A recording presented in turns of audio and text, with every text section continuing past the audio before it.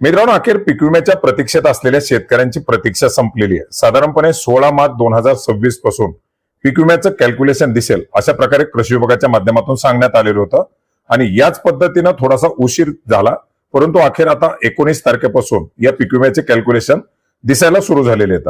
काही भागामध्ये कॅल्क्युलेशन 0 दाखवते, काही भागामध्ये कॅल्क्युलेशनच्या रकमा दाखवायला सुरू झालेल्या आहे। याच्यामध्ये मूग असेल, मका असेल, उडीद असेल, सोयाबीन असेल किंवा इतर पिकं असतील, या पिकांचं कॅल्क्युलेशन सध्या दाखवत आहे। याच्यामध्ये तूर आणि कापूस याचं मात्र तुम्हाला अवेटेड दाखवणार आहे, कारण त्याच्यासाठी थोडासा कालावधी आणखीन जाणार आहे। परंतु ज्या ज्या भागामध्ये आता कॅल्क्युलेशनच्या रकमा दाखवायला सुरू झालेल्या आहेत त्यांनी समजून घ्यायचं की आपला पीक विमा मंजूर झालेला आहे। ज्या ठिकाणी कॅल्क्युलेशनच्या रकमा दिसणार नाहीत त्या ठिकाणी पीक विमा मंजूर झालेला नाही। आता तुमचा पीक विमा मंजूर झालेला आहे का किंवा तुमच्या भागात कॅल्क्युलेशन झाले का, अगदी 2 मिनिटांमध्ये ऑनलाईन पद्धतीने आपण चेक करू शकता। काय करायचं, याच्यासाठी तुम्हाला गुगलच्या माध्यमातून PMFBY सर्च करायचंय।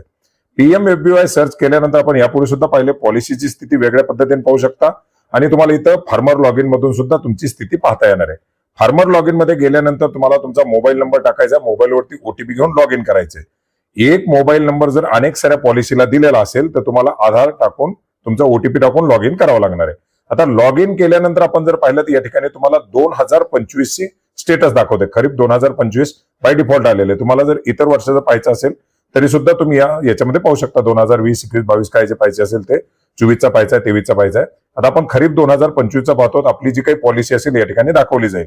त्या पॉलिसीला सिलेक्ट करायचे आणि पॉलिसीला सिलेक्ट केल्यानंतर खाली जी काही माहिती दाखवली जाते त्या माहितीच्या समोर तुम्हाला एक व्ह्यू नावाची ऑप्शन दाखवली जाते। या व्ह्यू वरती क्लिक करायचे। या व्ह्यू वरती क्लिक केल्यानंतर तुमचं जे काही कॅल्क्युलेशन झालेलं आहे त्या कॅल्क्युलेशनची रक्कम तुम्हाला या ठिकाणी दाखवली जात आहे। जर आता कॅल्क्युलेशन झालं असेल आणि त्या ठिकाणी भागामध्ये जर पीक विमा मंजूर नसेल तर ती रक्कम तुम्हाला 0 दाखवली जाईल। जर एखाद्या भागामध्ये एखाद्या पिकाचं कॅल्क्युलेशन झालेलं नसेल तर कॅल्क्युलेशन अवेटेड दाखवलं जाईल आणि ज्या भागामध्ये पीक विम्याची रक्कम मंजूर झालेली आहे त्या भागामध्ये पीक विमा मंजूर दाखवला जाणार आहे। मी यापूर्वी सुद्धा सांगितलं आणि आजही परत सांगतो, याच्यामध्ये नांदेड असेल, तुमचा अमरावती असेल, यवतमाळ किंवा धाराशिव, सोलापूर, अहिल्यानगर, बीड असे जे काही जास्त नुकसान झालेले जिल्हे आहेत या जिल्ह्यामध्ये कंपल्सरी पीक विमा दिला जाईल या शक्यता आहे। इतर जिल्ह्यामध्ये काही महसूल मंडळामध्ये मिळेल, काही महसूल मंडळांना मिळणार नाही। यापूर्वी सुद्धा आपण 282 तालुक्याची यादी पाहिलेली आहे। त्या तालुक्यातील शेतकऱ्यांना जास्त पीक विमा मिळण्याचे चान्सेस आहेत। तर आपला पीक विमा मंजूर झालेला आहे, त्याची स्टेटस दाखवायला सुरू झालेली आहे। आपण सुद्धा आपल्या पॉलिसीची स्थिती अगदी 2 मिनिटांमध्ये ऑनलाईन पद्धतीने पाहू शकता। धन्यवाद।